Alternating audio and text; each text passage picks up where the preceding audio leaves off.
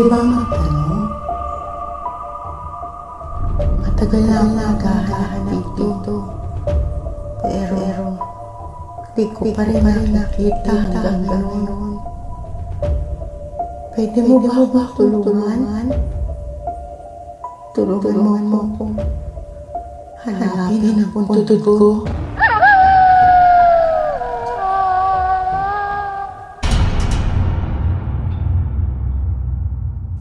Kanina pa paikot-ikot si Eman sa loob ng sariling kwarto sa paghahanap ng kanyang sapatos.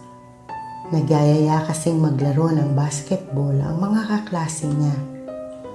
Lahat ng posibleng paglagyan ay natignan na niya, ngunit hindi pa rin iyon nakita. Pinuntahan niya ang inang nagluluto at ito ang tinanong. Alin? Yung bang pula? Napakamot siya sa ulo. Wala naman siyang ibang sapatos na pang-basketball kundi iyon. Isa pa'y nakasuot siya ng jersey at hindi school uniform. Pabiro at papiloso po siyang sumagot. Napabilis ang pagpihit ni Aling Doray sa kanya. Sasagot ka lang ng oo o hindi, ang dami mo pang sinabi. Bakit ba nauso yung pambabasag niyan? Tigilan mo na yung katatambay sa mga comedy bar, ha? Lagot na. Mahaba-haba na namang sermonan ang magaganap. Nagsisituloy siya kung bakit di na lang agad sumagot ng oo. Niyakap niya ang nakasimangot na ina. Malambing itong pinaliwanagan na nagpapakyut lang siya. Na kapag mayroon siyang pinoproblema, ito lang ang tatakbuhan ay nasosolve na agad.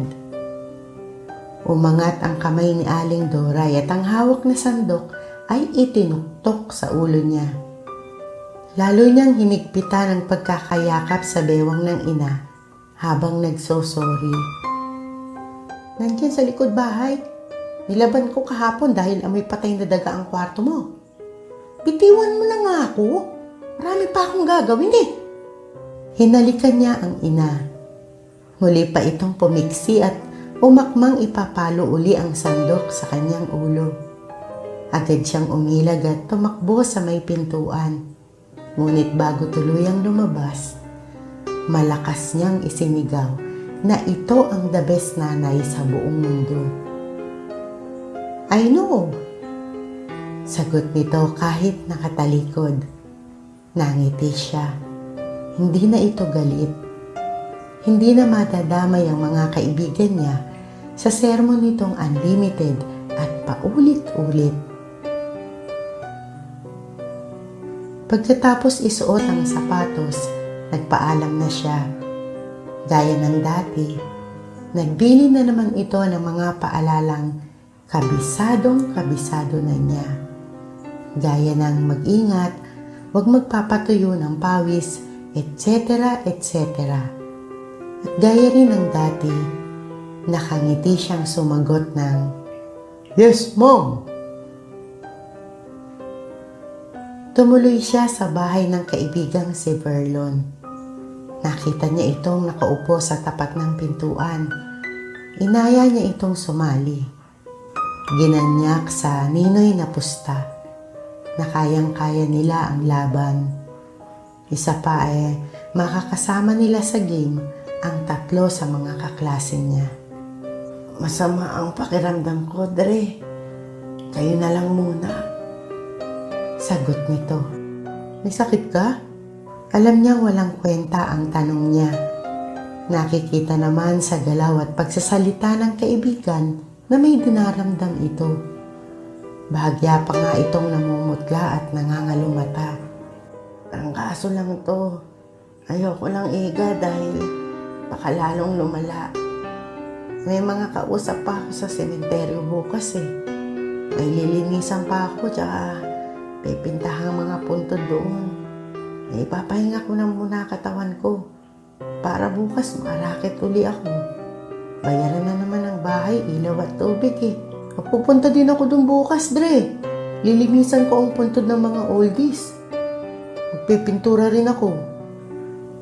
Kamuntik na niyang makalimutan ang inuutos na iyon ng ina. Mabuti na lang at nabanggit nito ang tungkol sa sementeryo. Kung nagkataoy, tiyak na magagawin na siya. Ang gusto nga sana ng nanay niya ay iupat na lang dito, pero hindi siya pumayag. Siguradong hindi ito tatanggap ng bayad at kung sa iba naman nila iuupa, magdaramdam naman ito. Kaya para walang problema, siya na lang. Makakapagkwentuhan pa sila at makakainom. Huwag ka nang bumili ng pintura, Dre. Marami akong stock. Pati racket at espatula, ako nang bahala. Merienda na lang ang dalhin mo. Paano na kaya ako kung wala ka? Biro rin niya. Wala siyang tiyaga sa ganoong mga gawain. Hindi kagaya ng kaibigan na basta pagkakakitaan ay sinusunggaban agad. Ito kasi ang panganay at nag-iisang katuwang ng biyudang ina. Pareho silang walang tatay. Ang pagkakaiba lang, sumakabilang buhay ang tatay nito, samantalang ang tatay niya naman, sumakabilang bahay. Bata pa lang siya nang magkahiwalay ang mga magulang niya. Hindi kasal ang mga ito kaya nang magpakasal sa iba ang tatay niya. Walang nagawa ang nanay niya kung di magngangawa. Bumalik na lang sila sa poder ng kanyang lolo at lola na ngayon ngay pinalilinisan ang puntod sa kanya. Sa dami ng atraso ko sa'yo kahit 100 taon ako maglinis at magpintura sa puntod ng mga oldies mo. Kulang pang pambawi eh. Natatawa siyang umiling. Hindi naman ganon kalaki ang utang nito sa kanya. Hindi niya alam kung magkano dahil hindi naman niya inililista. Bayaran man o hindi, ayos lang sa kanya. Manlalaro siya sa pinapasukang universidad at ang ipinahihiram niya rito ay sobra lang sa allowance na natatanggap. Kaysa maubos sa inuman, ipinahihiram na lang niya dito. Tabla lang tayo, Dre. Ikaw naman ang nasa sabak sa mahihirap na trabaho. Ako ang dapat gumagawa eh. Kaya huwag ka nang umi-emote. Hindi bagay sa pandesal mo. Natawa na rin ito sa sinabi niya. Kung ipang-inom na lang natin ang pambili ng pintura.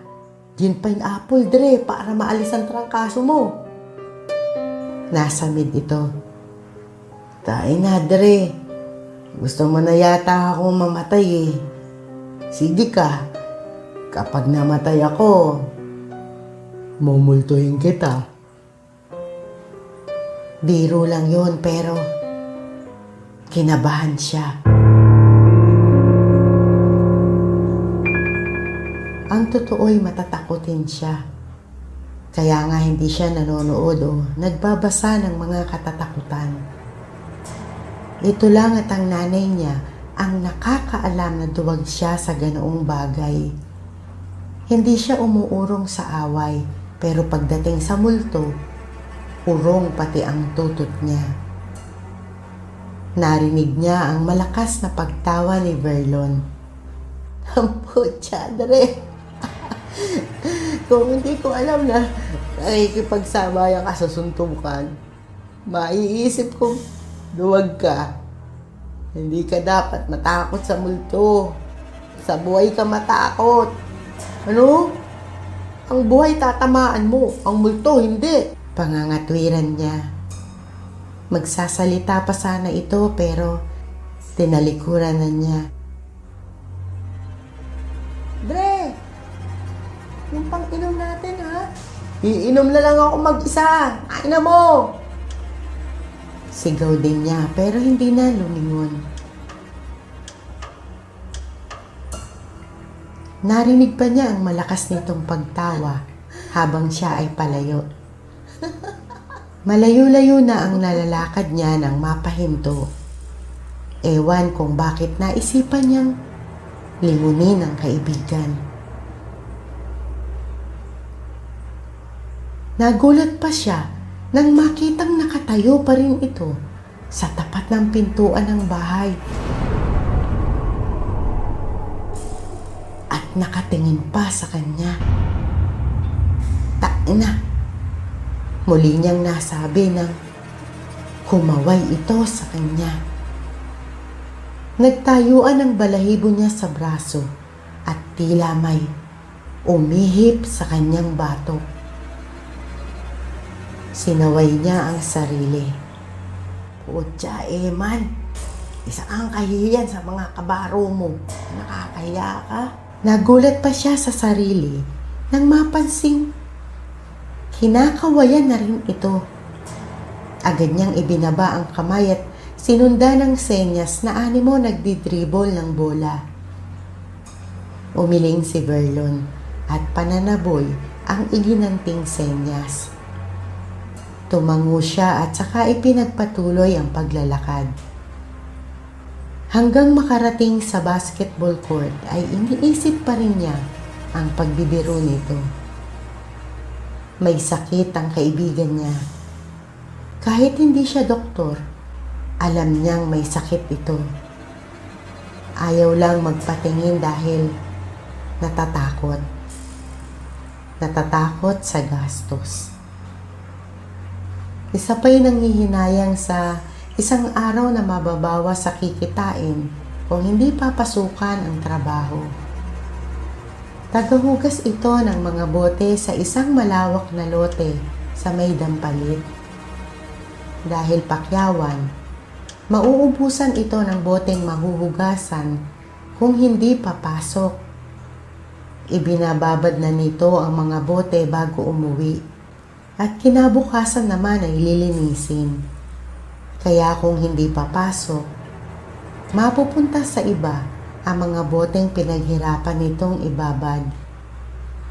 Kung wala namang pasok, rumaraket pa rin ito para may panggastos.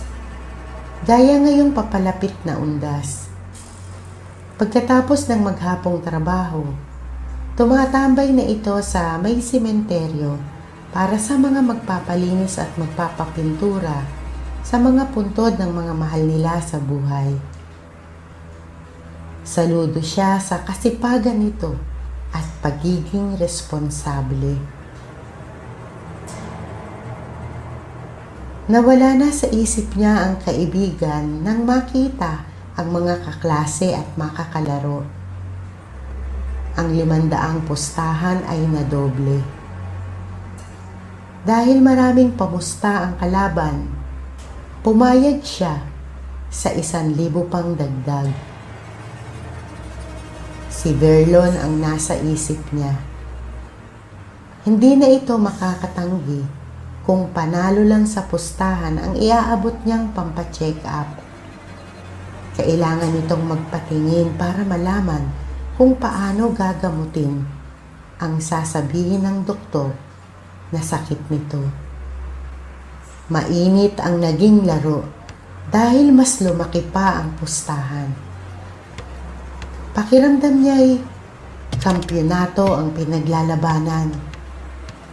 Hindi niya masisisi ang mga kasama kung bakit agresibo at determinado. Siya man ay ganoon din.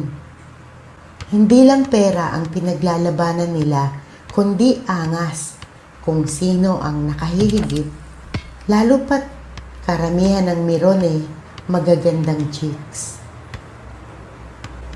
Nagkakabalyahan na. Napikon ang kasama niya at kung hindi niya naawat, malamang ay nauwi sa away. Dahil siya ang mas may kaalaman, siya ang tumatayong coach. Gumawa uli siya ng isang strategy at itinuro sa mga kakampi. Muling umabante sa 5 puntos ang lamang nila. Kung sila ay natuwa, ang kalaban ay hindi. Nagkaroon uli ng pikunan. Nakalaunay na uwi sa paghinto ng laban.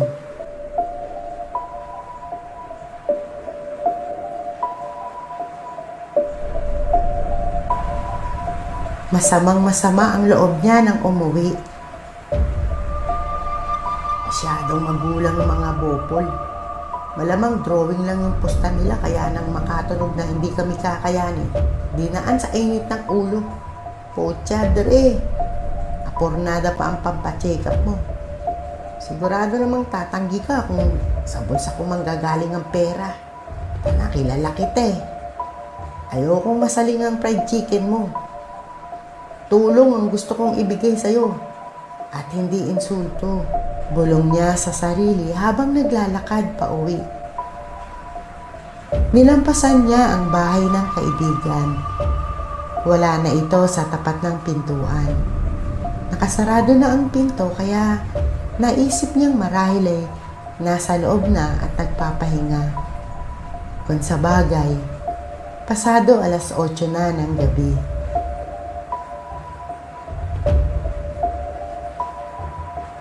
Nandito na ako, safe and sound.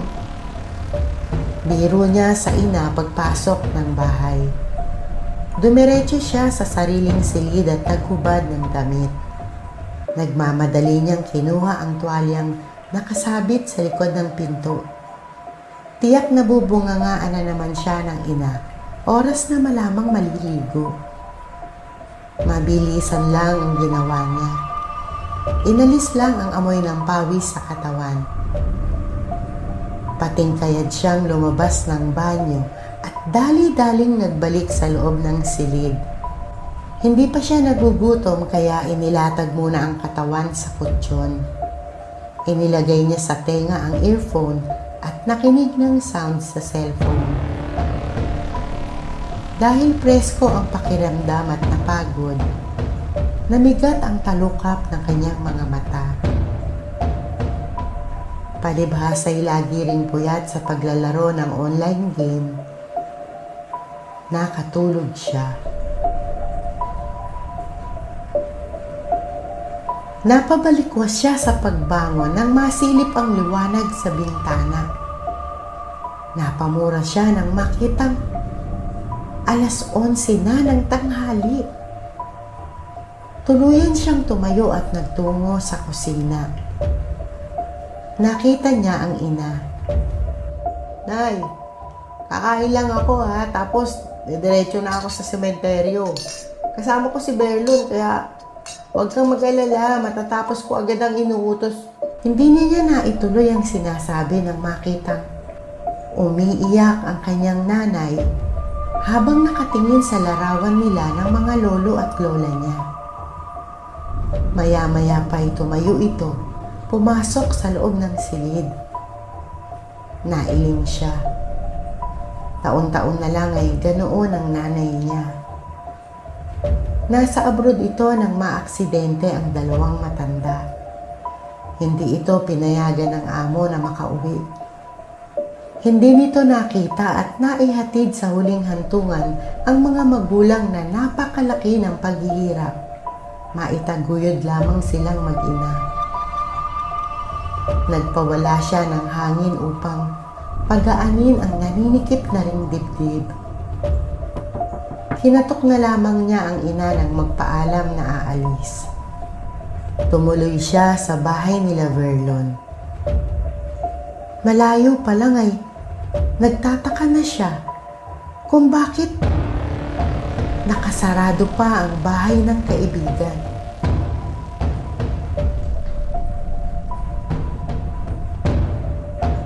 Ewan niya kung bakit nakadama agad siya ng kakaiba.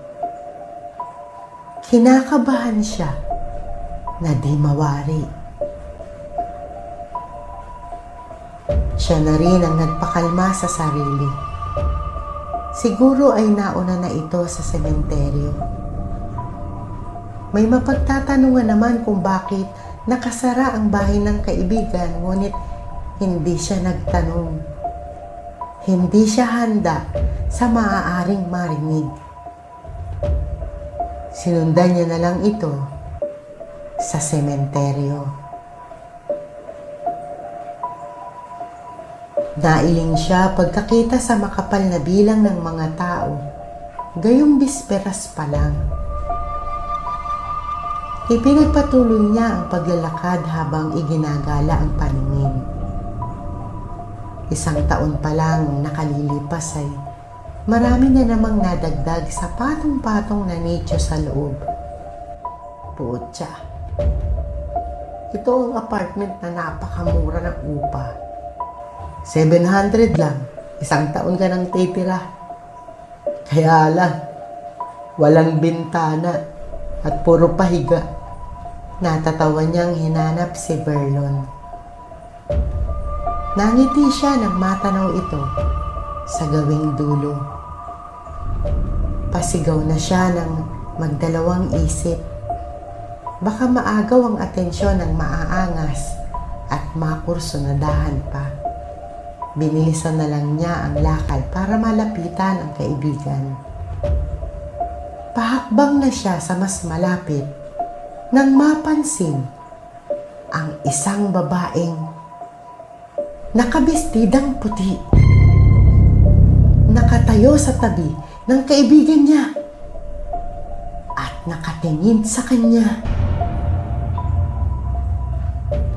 Napahakbang siya paurong. Dre, may lady sa tabi mo. Pabulong niyang sabi habang sige pa rin sa kasesenyas. Pero hindi siya napapansin ng kaibigan. Naglakad ito sa kasunod na hanay ng patong-patong na nicho. Mabilis siyang lumipat pa kabila. Sinundan ito pero hindi magawang lapitan. Tayo na naman, Dre. Saan ka ba nagpunta? Naiinis niyang sabi nang bigla itong mawala. Nangangalisag na ang balahibo niya sa mga braso at ganun din sa batok. Nanlalaki na rin ang kanyang ulo sa matinding nerbiyos. Naisip niyang baka dumiretso ito sa gawing dulo. Nirelax niya ang sarili sa pangangatwirang hapon pa lang kaya wala pang white lady na nagpapakita lang ang mga ito tuwing gabi. Siguro'y kakilala lang ng kaibigan niya ang babaeng kasama. Nag-aatubili man. Sa bandang huli, tumuloy na rin siya. Kailangan niyang malinisan ang puntod ng mga lolo't lola niya. Napangiti siya nang makita si Verlon. Nakatayo ito sa tapat ng puntod ng mga lolo at lola niya. Naisip niyang siguro'y nainip na sa paghihintay sa kanya, kaya umuna na. Hindi niya na ituloy ang pagtawag, lalo na ang paghakbang palapit nang makitang kasama pa rin nito ang babaeng nakaputi. Nag-iba na naman ang timpla ng katawan niya. Nakatayo lang si Verlon at hindi kumikilos. Sabi ko sa'yo totoong may multo Naniniwala ka na ngayon, Dre. Ano ngayon ang gagawin natin? Tayo na, Mangiyak-ngiyak na siya sa takot. Gusto na niyang kumaripas ng takbo. Ngunit hindi maiiwan ang kaibigan. Luminga siya sa paligid. Naghahanap ng pwedeng mahingan ng tulong. Sambit niya nang makitang nag-iisa na ang kaibigan sa kinatatayuan. Wala na ang babaeng katabi nito. Nahimas niya ang dibdib. Nagkukumahog siyang naglakad palapit kay Verlon. Dre! Lumingon naman ito sa kanya.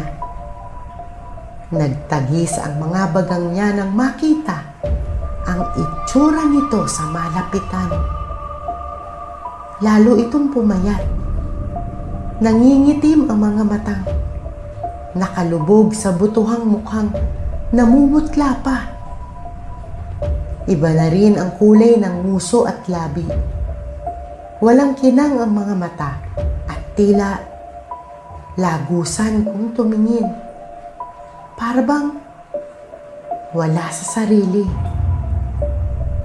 Naisip niyang huwag nang banggitin ang tungkol sa babaeng nakita. Baka magkaroon pa ng ibang kulay kung ipapaalam pa niya rito. Simikap niyang pasiglahin ang tinig.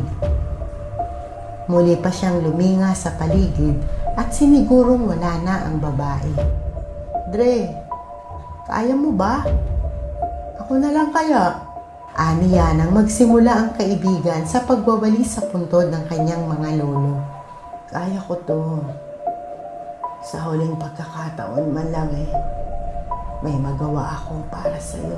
Hindi siya nakapagsalita nang maisip ang ibig sabihin ng binitiwan nitong salita. Nagpapaalam na ba ito sa kanya? Tinampal niya ang sarili at saka nagbunot ng mga damo sa paligid. Nagkunwari na lang siyang walang narinig. Pakalat na ang dilim nang matapos sila sa ginagawa.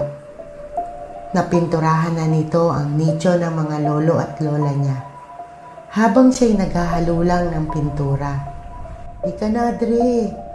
Baka abutan tayo ng dilim dito Uwi na tayo para makapagpahinga ka na rin. Hindi ako uuwi hanggang hindi ko nagagawa to, Dre. Saka ako magpapahinga kapag natapos na. Hindi ko alam kung makakabalik pa ako rito sa susunod na mga araw. Nangilabot na siya ng tuluyan. Kahit ano ang sabihin niyang paliwanag, ay hindi nito pinapansin. Nililinisan pa rin ang isa pang puntod sa gilid. Dre, baliwala ang kikitain kung aabusuhin mo ang sarili. Hindi na ako papayag niyan Bukas sa ayaw mo at sa gusto, sasamahan na kita sa ospital. Tingnan mo nga yung sarili mo.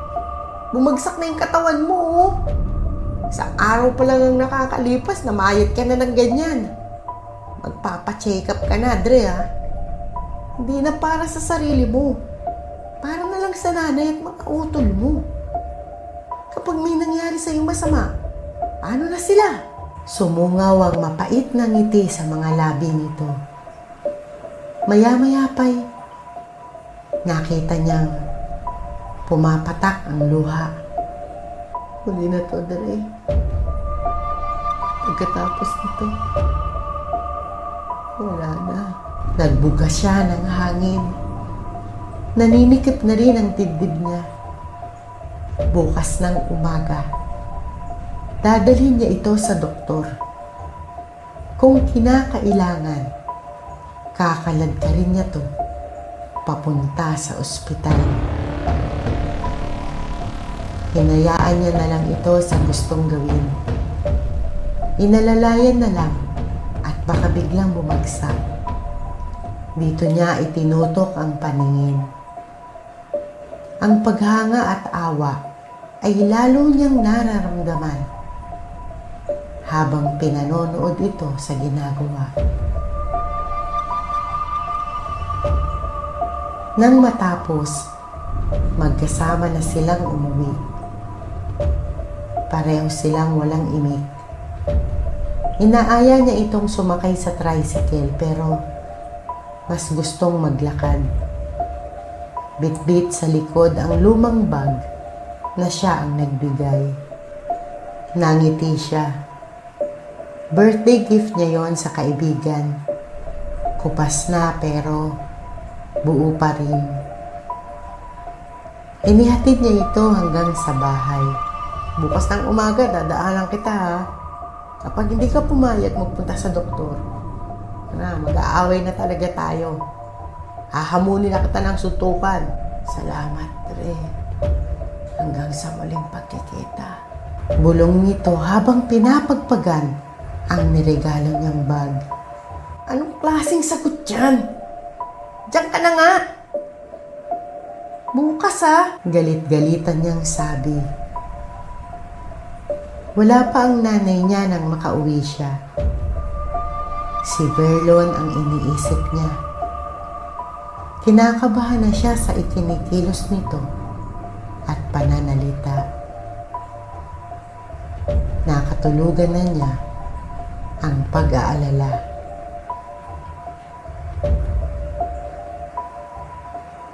November 1. Muli siyang napabalikwas sa pagkakahiga nang makitang tirik na ang araw.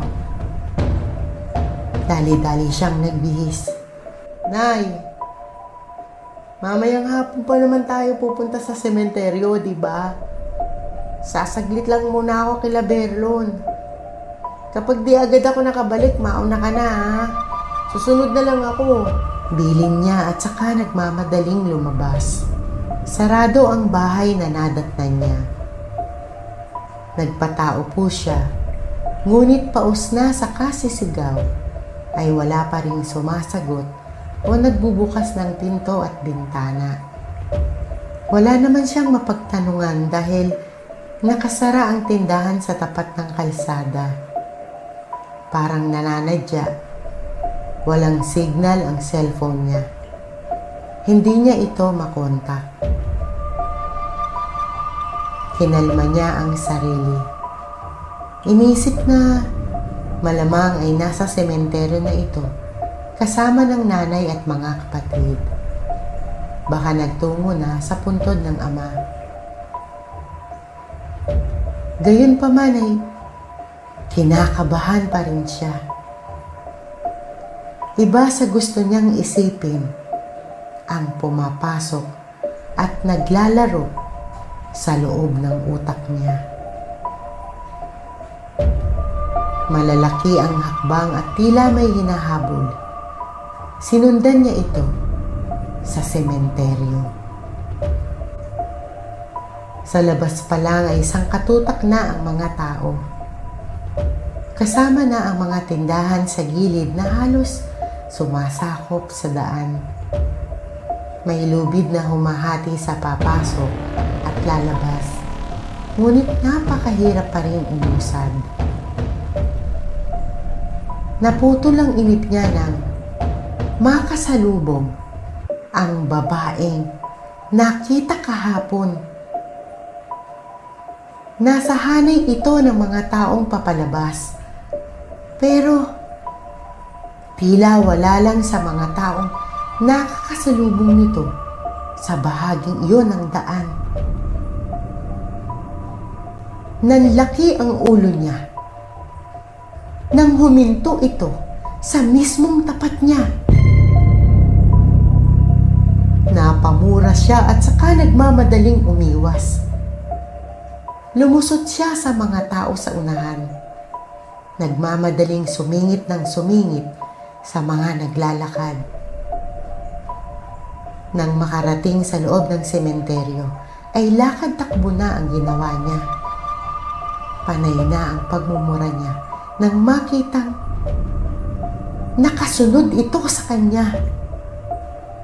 Kahit saan siya lumusot, ay nasa likuran niya. Para siyang nabunutan ng tinik nang makitang paparating na ang ina. Tinawag niya ito. Ngunit sa dami ng tao, ay di siya napansin. Hindi na niya nilingon ang babaeng sumusunod sa kanya. Hindi na siya natatakot. Dumating na ang nanay niya. Sinundan niya ito patungo sa puntod ng lolo't lola niya. Lumapad ang ngiti niya nang makita si Berlon, katabi ng nanay niya. Nagmamadali siyang lumapit. Nangingiti pa nang marinig ang usapan ng mga ito.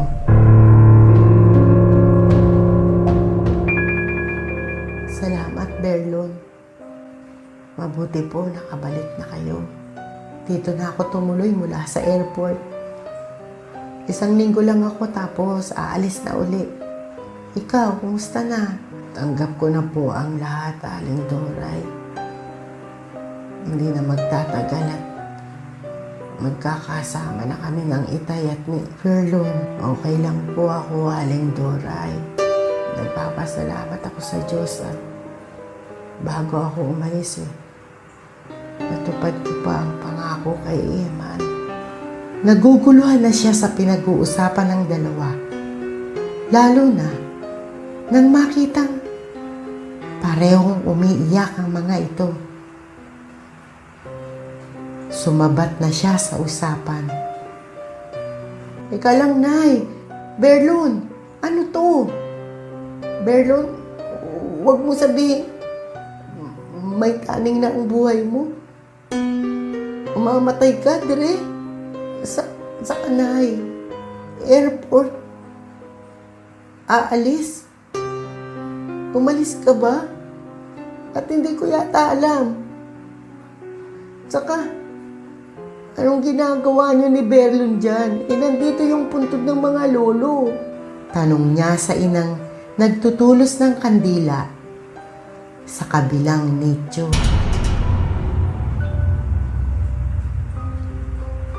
Nang sundan niya ng tingin, ang kamay ng kaibigang nagsisindi ng mitya. Nanlaki ang ulo niya sa nabasa. Pangalan niya ang nakaukit sa lapida. Ang nangyari sa basketball court ay biglang gumuhit sa kanyang alaala. Mainit na ang laban. Nagkakapikunan. Sinabayan ang kalaban ang pag-angat niya. Sinahod naman siya ng isa pa. Nawalan siya ng balanse at bumagsak. Pumalo ang ulo niya sa sementadong sahig ng basketball court. Isang buong araw pang namalagi si Eman sa ospital bago tuluyang binawian ng buhay. 12:01 ng umaga. Nobyembre 1. Umiiyak si Aling Doray habang pinagmamasdan ang larawan niya kasama ng mga lolo at lola niya. Nag-abroad uli ang kanyang inay upang makalimutan ang kanyang pagkamatay. Umuwi lang ito para sa unang taong anibersaryo ng kanyang kamatayan. At si Verlon, lumalapot ang dugo. Higit na marami ang puti kaysa pula. Nagkaroon ng iba't ibang komplikasyon at tinaningan na ng mga doktor. Nangako itong lilinisan ang kanyang puntod, kaya kahit may sakit, nagtungo pa rin at naglinis.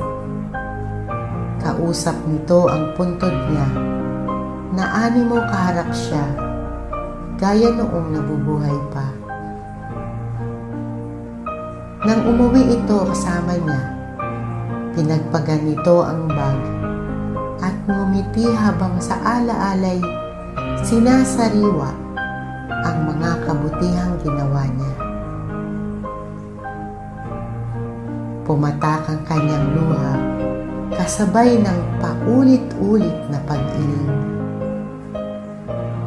Hindi na siya nagulat nang tabihan ng babaeng nakabestidang puti.